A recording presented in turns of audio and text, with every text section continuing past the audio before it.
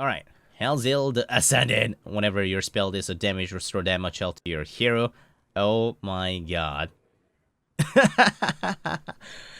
Lightning Storm! Fully back your hand! More draw card with this, and lightning's... Like, there has been attempt of the aggressive Shaman deck with the heal bots or AoE cards, but it wasn't all good enough that just pure aggressiveness took the place. But with cards like this, you can just play Lightning Storm and it also heal bots you. Way more. Also, you can just go pure aggressiveness without worrying about your health, especially with the Force of Nature Savager down. Although Force of Nature Savager usually is not the finishing combo to Shaman, rather Savage Roar is. Hammer of Twilight, Death Rattle, summon 4/2 Elemental. This card, 4/2, which is equivalent to 4 mana. Summon 4/2 Elemental, which is equivalent to 3 mana.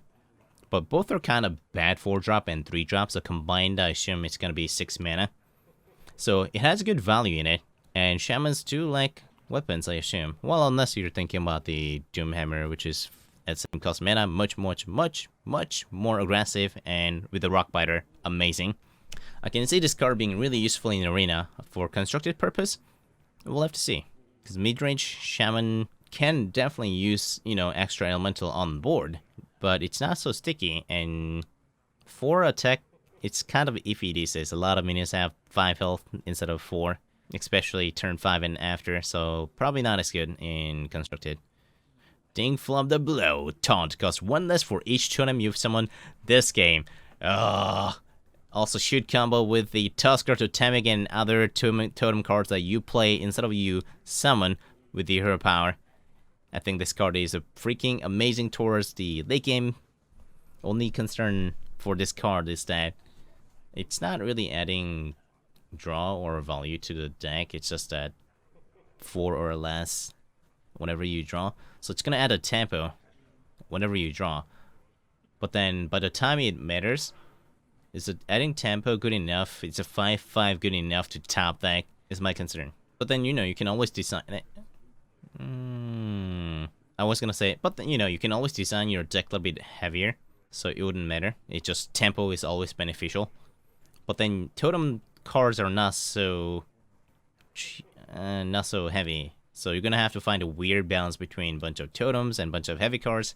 But then again, you can just build your deck cheap and keep summoning your hero power, and this 5/5 top deck is pretty good. As long as you play this for 4 mana or less, amazing.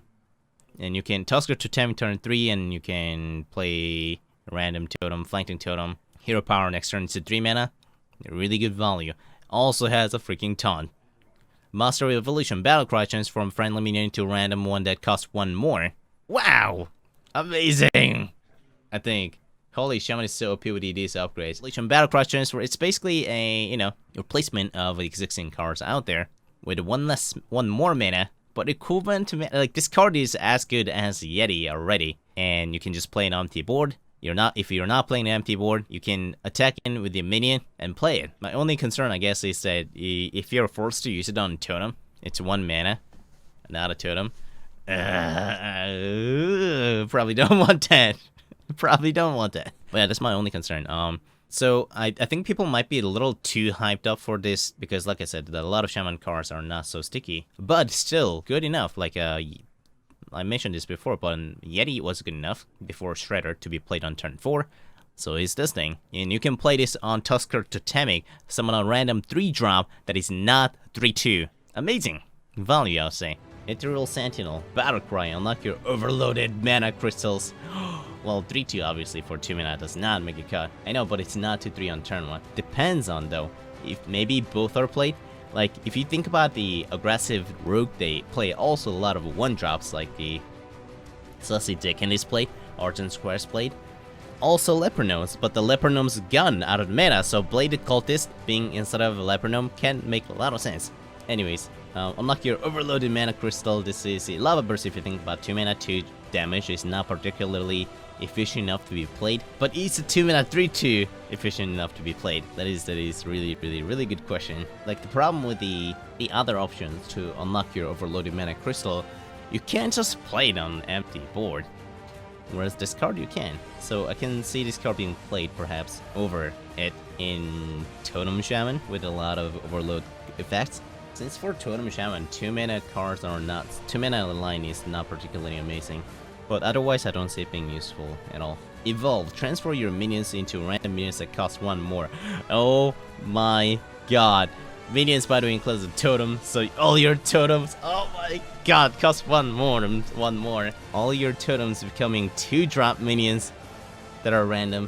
Whew. When I'm Evolve, I think it'll be one of the must card for totem, obviously. Feral Spirit becoming, oh my, yeah, Feral Spirit becoming 3/3s instead of 2/3s. This will be interesting. Evolve, I'll play one of these for sure in my totem deck. I'm excited to see it. Flame Rapid Faceless Overload 2, 4 mana 7/7 with a big game hunter. Crappiest hell in the card. Crappiest card in the world. But without the big game hunter, here's the thing, like cards like this, I think will go in and out of meta. It's really good. 4 mana 7/7, amazing card. Especially with the Unlucky Overload. It's alright, it's a 6 mana 7/7. But then Overload cards with the Trog as well as the cards like Ethereal Sentinel, not bad. Question is the Big Game Hunter. Will the Big Game Hunter still be played in majority of decks after this patch? Is the biggest question. Because if there are enough Big Game Hunter decks out there, you can just play around it and play cards that only has 5 to 7, 6 attack. Looks like there are enough cards out there. I know Big Game Hunter cost 5 now, but still, and it's not really tempo loss for them.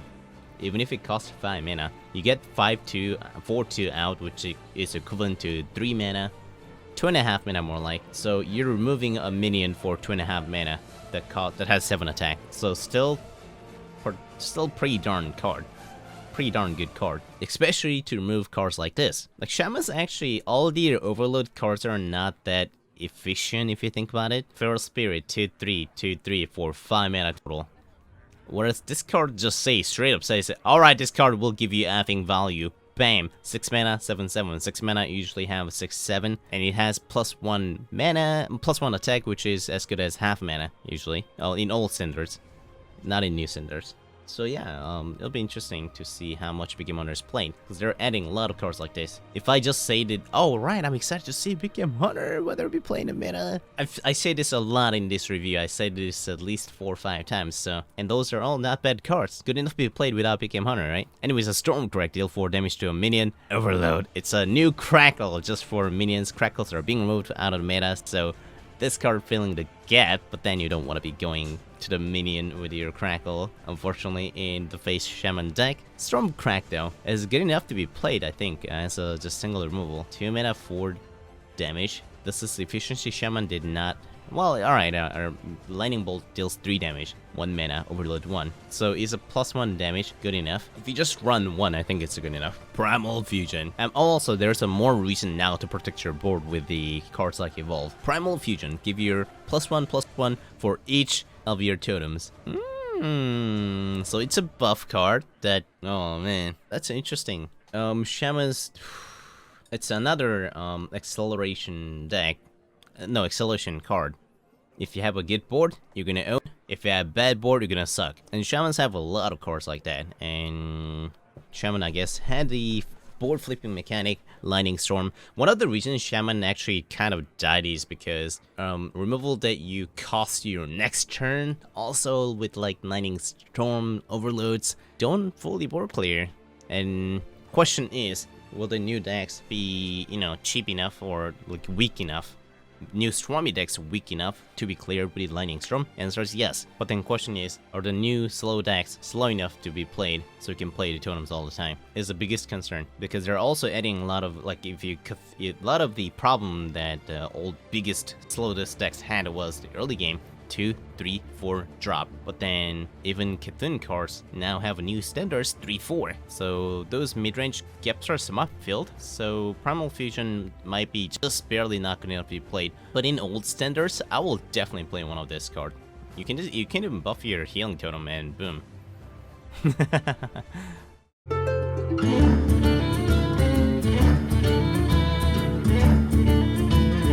Hey guys, MaSsan here, thanks for watching. Please join my channel by clicking this subscribe button and check out more of my videos right here. I appreciate your support, you're awesome, stay beautiful, MaSsan out.